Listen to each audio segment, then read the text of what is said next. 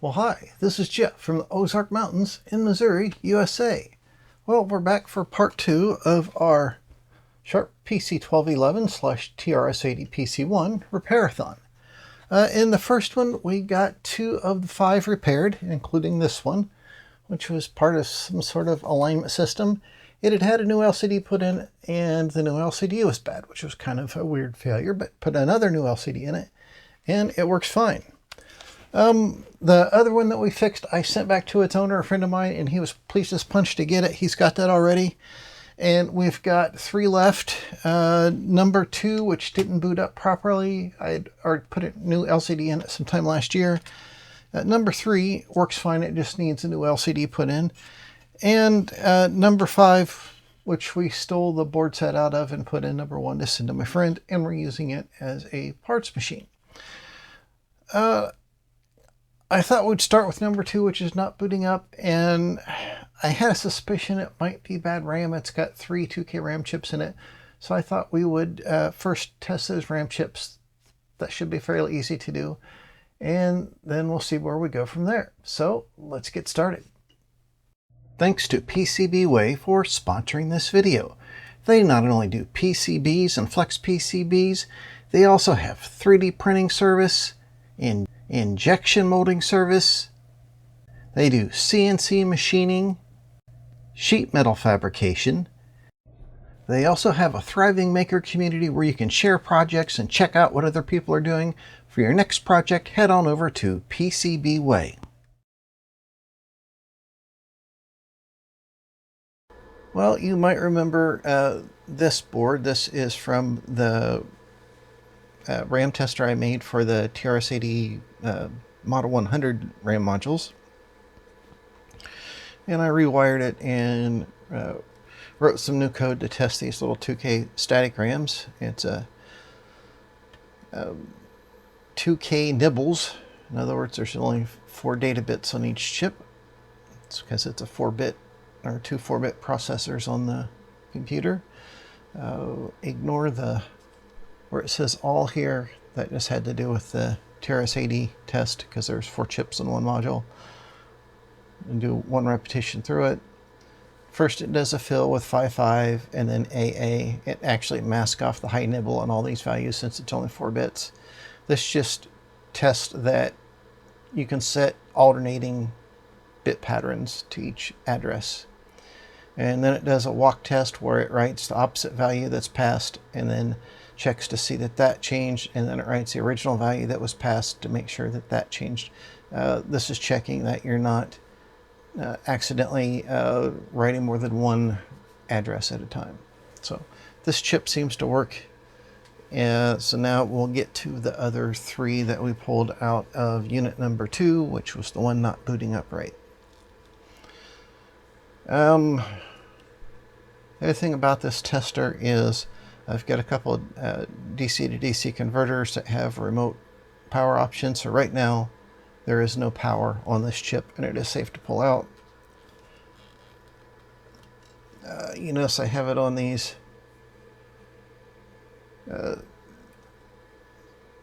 single inline header modules because these have a spacer at the bottom. The top circuit board actually rests on top of these, which is kind of interesting. So I need to peel these headers off of here and pop onto the new chip, and then we'll test it.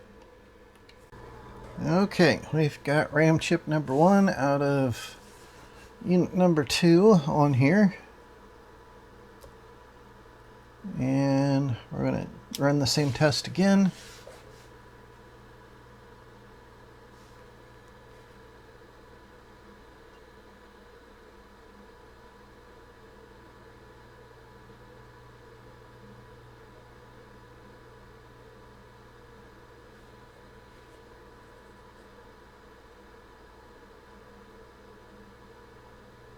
Okay. That one is all right. On to chip number 2. Okay, chip number 2. Run the same test.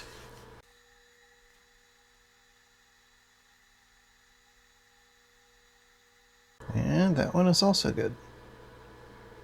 On to chip 3. Okay, chip number 3. I did notice when putting the sockets on here that there was a bit of a solder blob between pins 8 and 9 here. That's probably the result of desoldering the chip, but it's worth noting. And we'll run the same test again.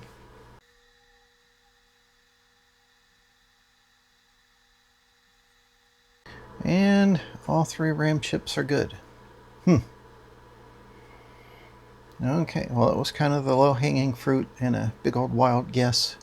And it turns out they're okay. So we'll pop those back in and then figure out what to do next. Since our 3 RAM chips here tested out fine, I wasn't sure where to go next. This has 5 other logic chips in it. These 4 are just CMOS, general generic logic. So I pulled those out, tested them on the TL866. They were fine. This is a 4066, which is an analog switch. This can't test this particular part, but this is used to switch some of the LCD driving voltages for driving the LCD. And the LCD drive is fine. It's just getting bogus data. So I'm 99% sure that the 4066 is fine. So that really leaves us with bad display drivers or bad CPUs.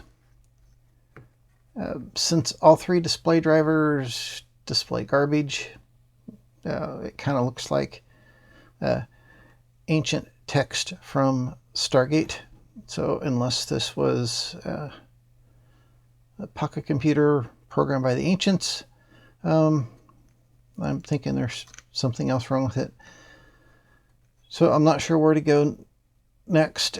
Perhaps swapping out the CPUs one at a time from the parts board to see what happens.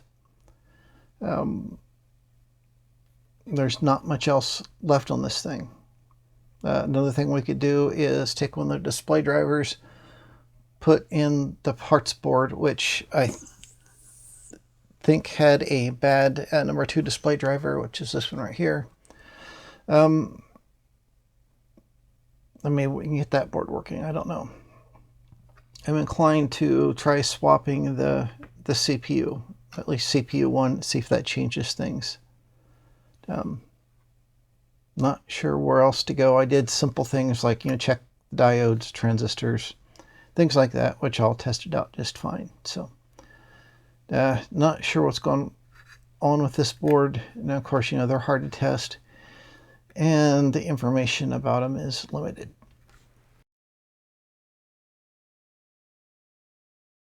So next I decided to try swapping in CPU 1 from the donor board into the board we're trying to work on.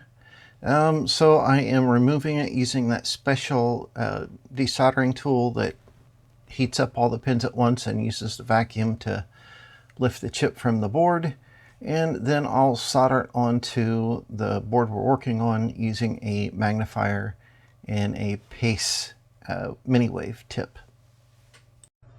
One potential problem here is that the donor chip is a previous revision.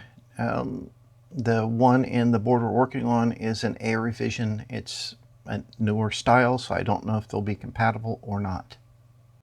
Okay, we've got our CPU 1 transplanted from board number 1 into board number 2. This is an older revision. The one in here was an SC43177A, and the one we put in is a 177. I do not know what the difference between the two is, but we'll see if this made any difference. Got the bench power supply running. Gonna turn it on. Same results. Same exact thing. I got to looking at the PC-1211 service manual again and reading through the description it provides about what each CPU does. And it seems like CPU 1 acts like a master and CPU 2 works like a slave, but it doesn't really go into detail about what happens during boot up. The other interesting thing is that it uses some of the display chip 1, the RAM in it, as a transfer buffer to transfer between the two CPUs, and the input buffer from the keyboard or cassette. So this makes me think that CPU 2 could be bad, or perhaps display chip 1. Since I don't have to pull the LCD off of unit number 2 here to change the second processor, CPU 2, I'll swap that over from board 1 to board 2. These are the same revision, so that shouldn't cause any problems at all. And we'll see if that makes a difference. I'm really just shotgunning it here because I don't have enough information to go on, don't know what to test, and there's so few parts on these things that, well, it's a little time consuming just to blindly swap parts. At least we find out more information along the way. So the swapping procedure is the same as for CPU 1, which we just saw in the video, so I won't film it. We'll just come back after it's done and see if it works. Okay, we have the chip from board 1 transplanted into board 2. I guess we can get rid of this masking tape. Now, I just did that to hold the two boards together to make it easier to work on. There we go. I will check that. Don't have the original power wires touching anything, even though I've got tape over them. Got my power leads hooked up. We'll turn on power. And looks like the same thing.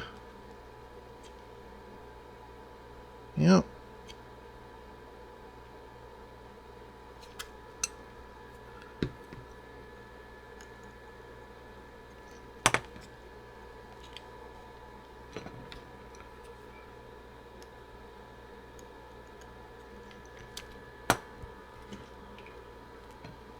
Huh. It recognized the off button. How about that?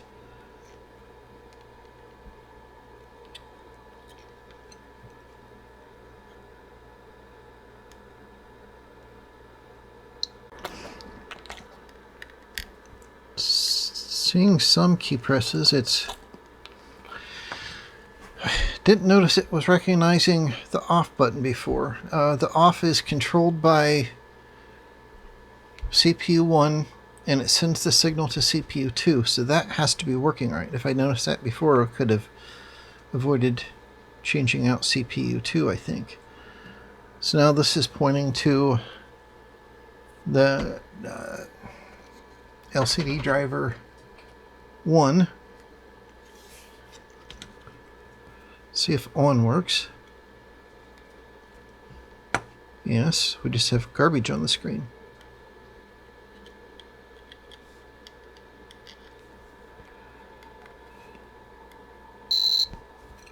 Yeah, and some keys do that. Okay, well, I will swap out LCD driver 1 and we'll see what happens. I don't know if you can see a little bit right here. She gets excited at all the high-pitched beeping. She doesn't like it, so now she's right on top of me. Good time to take a break.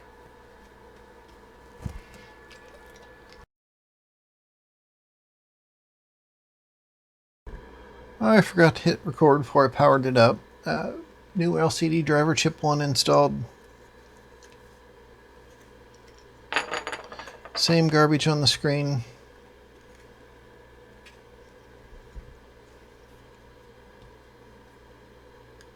Off and on still works. Some of the other keys do different things. Nothing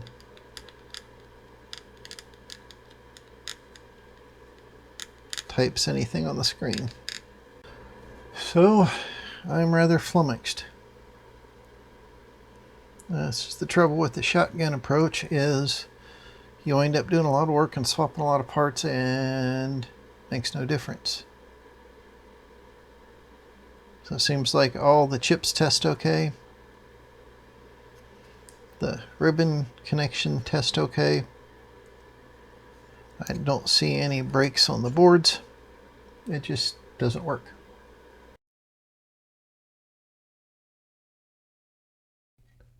I was giving up on unit number 2 here, the one we swapped all the chips around and tested all the chips and, had a seance and all that kind of stuff. So I took the LCD out of it, which was new. I'd put in it last year, and I put in unit number 3, which you might remember worked just fine. Yep. This does okay. And I'm going to pull the battery out, power clear here for a second.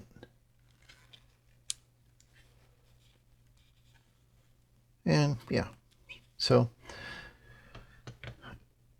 and I got to thinking about this overnight, and it was really bothering me. I just haven't learned much from it, which is kind of disappointing. Even if it doesn't work, if you learn something, you've gained. And I got to thinking about the on and off button working. I looked at the schematic. I'll pop it up here on the screen. The on button is wired separately to both CPUs. So it makes sense it might work when the rest of the keypad didn't. But the off button working, that's in the keyboard matrix, what you see here. So I went through and I tested all the keys. Noticed some really bizarre stuff. Put that on there. Let me turn the power supply on.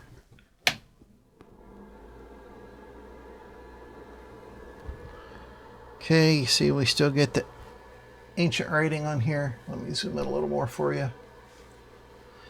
But things like, of course, off and on work. But the mode works. And the shift button works. The enunciators are set by CPU 2, so CPU 2 is working, it would seem. And I went back and checked the footage from the first part, and I was playing with the keyboard and nothing really seemed to do anything. And I didn't have the hieroglyphics, and I checked the footage from this time, and this stuff only appeared after I swapped out CPU 1. And remember, this had a newer version of the CPU in it, the SC43177A, whereas the one I put in here was just a 177. Now maybe the timing problem they fixed involved this new version of the CPU or something, I don't know. So I'm going to go ahead and put the original CPU back in it. It's worth a check. I don't know if it'll do any good, but some of the keys made the enter makes the thing flash, and some of them make the enunciators go wacky or shut off randomly. And this LC I put on here is the one that was in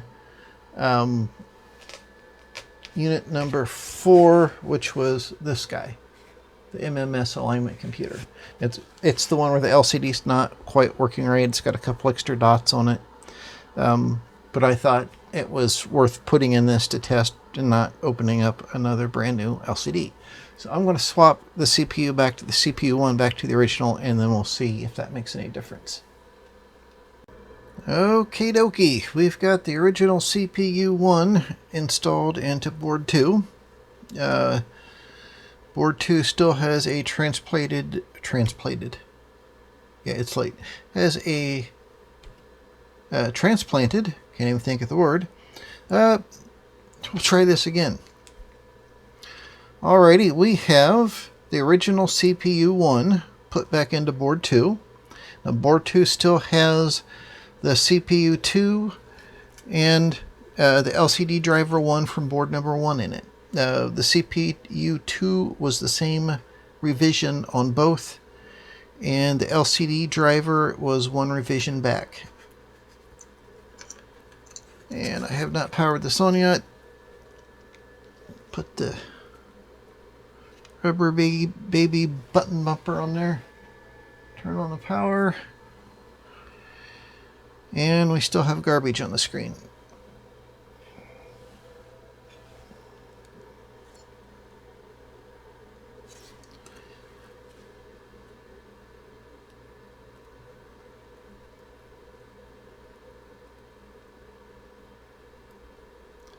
And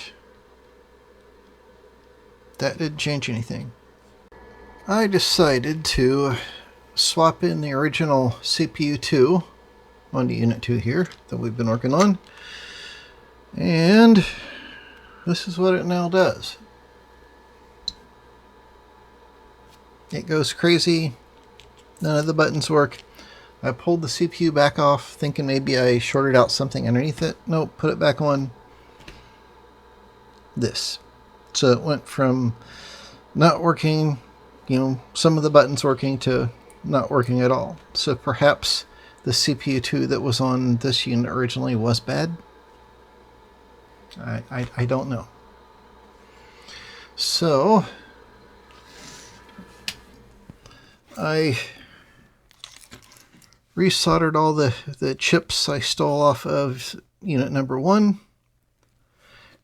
This has a couple of the display driver chips off unit number 2.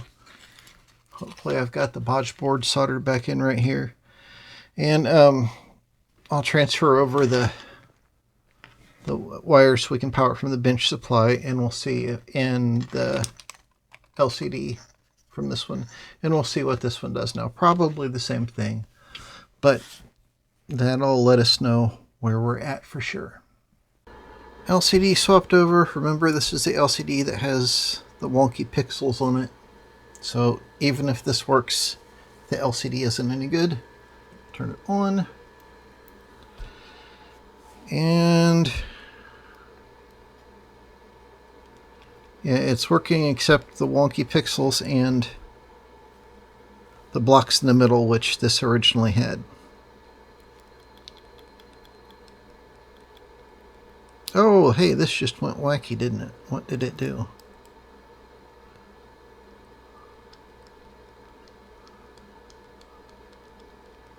Oh, no, that's what it did before. Yeah, okay. No, this one did not do that before. Oh, no, that's the LCD. Yeah, okay. The annunciator's going wacky. That's part of the LCD.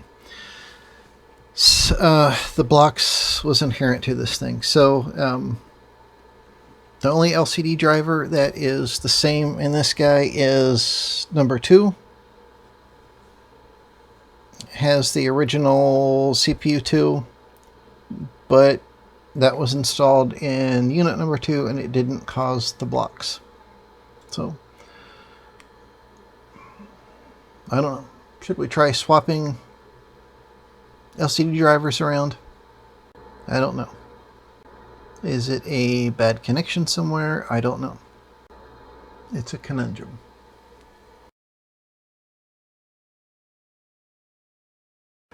I couldn't help myself. I took this display driver chip off of unit number 2, which was the real problem child, and I put it in the second position where all the blocks were in the middle of the screen on unit number 1. Now remember, this is the bad LCD. I was just using it to test with. Turn the power on. No blocks in the middle. It's going to be hard to see on the video, but we still have the ghosting, which we know about. We've got these extra dots. And when we put characters on the screen, the annunciators go crazy. But we expected that because we knew this LCD was bad. But woohoo, it looks like this one works. So now I am going to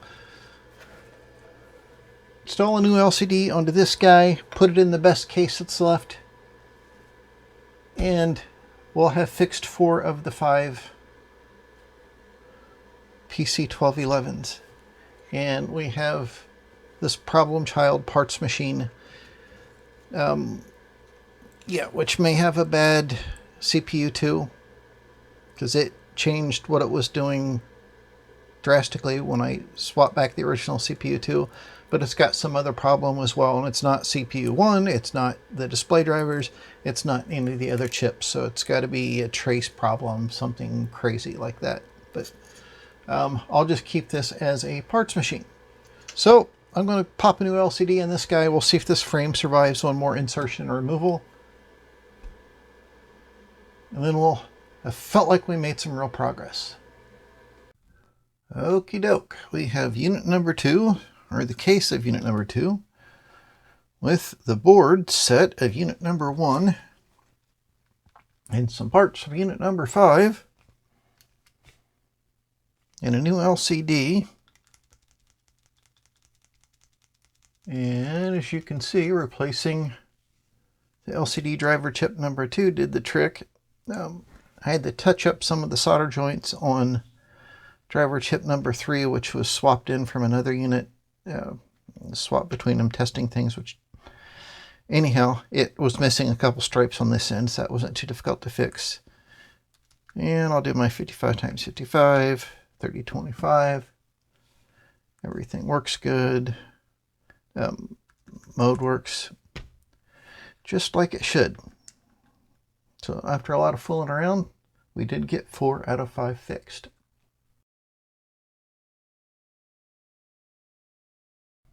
Well, that was a lot of work.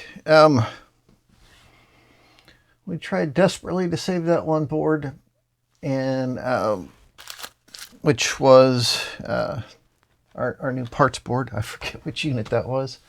I think that was originally the board in unit 2. Anyhow, even, hold all the chips we could, tested them, swapped in new CPUs, and found out with a real systematic testing that some of the keys work, some of the keys act wacky. Not sure what that was, so we finally transplanted one of the LCD driver chips into board 1, put that in the unit number 2 case, and all was well. Did have a problem with 2 or 3 pins on one of the LCD driver chips that was put in there, not being soldered right the first time, was missing a few segments. That wasn't a big deal. I was able to touch this up very carefully without pulling the LCD off again. And unit number 3, we swapped in a new LCD, and we still wound up with a parts machine, which has a couple good LCD drivers. I think the CPU1 is okay. That's the original non-A version of the CPU1. I have found a few new old stock parts for those, and I saved that wonky LCD and the LCD frame out of this guy. Even though that's messed up, it's good enough. If I have one I'm not sure if it is working enough to put a new LCD in, I can try that one and see if it's worth opening up a brand new LCD to try in it. Altogether, I learned a lot by this. I think there's probably some combination of circuit board revisions and chip revisions that work and others that don't, but I don't know enough about that at this point, so it'll require more research. Testing these guys is not the easiest thing in the world to do, and there's not enough information out there about how they work to know how to really go about testing them in a more of a scientific way rather than the shotgun approach I try to use, which seldom works right. Sometimes you get lucky, most of the time you don't. Anyhow, I hope you've enjoyed this. It was a lot of fun to do. Met the goal of getting 4 out of 5 fixed. Wound up with some parts left over. That's always good. Questions or comments, leave in the comment section down there below. I'd love to hear from you. Thanks to everyone who helps support the channel. I appreciate it. More information in the description below about that. And until next time, bye.